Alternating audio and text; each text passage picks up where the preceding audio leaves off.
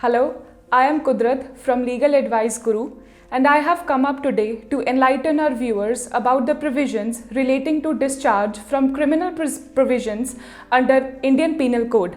So we have with us today Shri Vijay Kumar Kaushal, who has an experience of 30 years of standing at the bar and has been contesting successfully criminal matters in High Court and other courts. Welcome, sir. So, sir, my first question to you is, if someone is fixed in a false FIR, how can he be helped? Our governments, under the Constitution of India, has framed Criminal Procedure Code, which primarily deals with the provisions,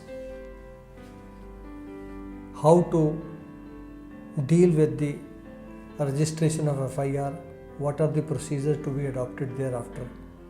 There is a procedure, a section contained 482 of the CRPC, wherein the accused can approach the Honorable High Court of Punjab and Haryana under section 482 of the CRPC with the prayer that he has been falsely implicated and these are the evidences he has in possession, these are the allegations, and the defenses are clearly showing that there is no guilt, there is the allegation leveled against him does not sustain against him. In addition to this, if during trial the first step comes is regarding framing of charge. At the time of framing of charge also, the accused has the liberty, he can advance his arguments to convince the judge, trial court judge, that he is not guilty and he has been framed. This is the basic evidence which even does not show his prima facie guilt. So therefore, there are large number of systems which have been provided in the Criminal Procedure Code which will help him to get acquittal or discharge. So, sir, my next question is that on what grounds will the Honorable High Court interfere in quashing of the FIR?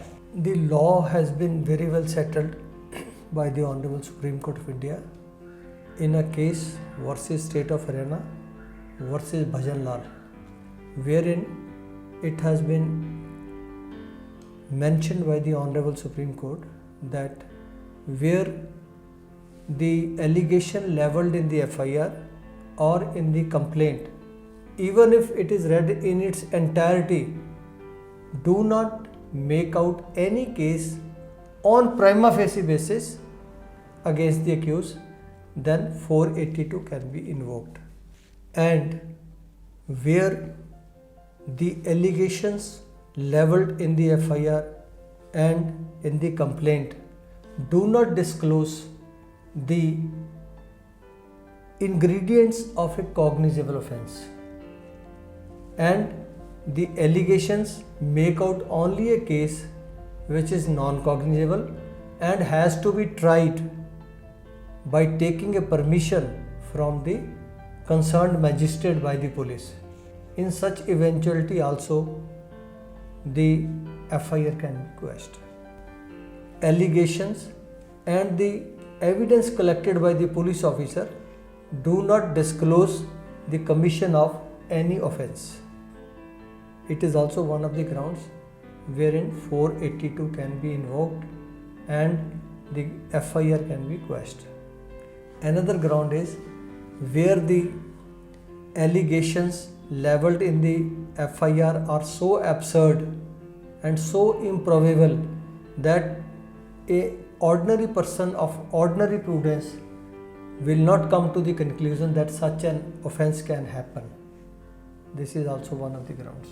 The FIR can also be cancelled by invoking the provisions of 482 where there is an express bar in the CRPC or any other provisions of the Act under which the accused is liable to be tried. And lastly, where the allegations have been labelled with malicious intentions to wreak vengeance against the accused. This is also one of the grounds for quashment of the FIR under proceedings 482 of the CRPC. It would also be relevant to say that if the accused does not get any relief from the Honorable High Court, then he can also plead his innocence at the time of charge framing order by the trial court. The trial court gives ample opportunity to the accused and the prosecution to argue on the matter whether a prima facie case is made out or not. If prima facie case is not made out, then in all eventuality the accused is liable to be discharged.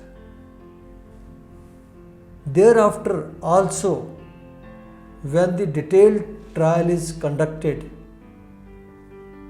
and finally the burden still lies on the prosecution, the onus is on the prosecution to prove that the allegations levelled against the accused have been proved by them beyond any reasonable shadow of doubt.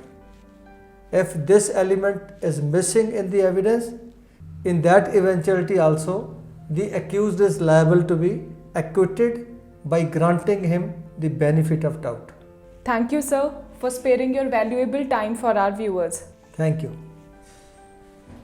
If you have any other legal query, let us know in the comment section or visit our website www.legaladviceguru.com. Thank you.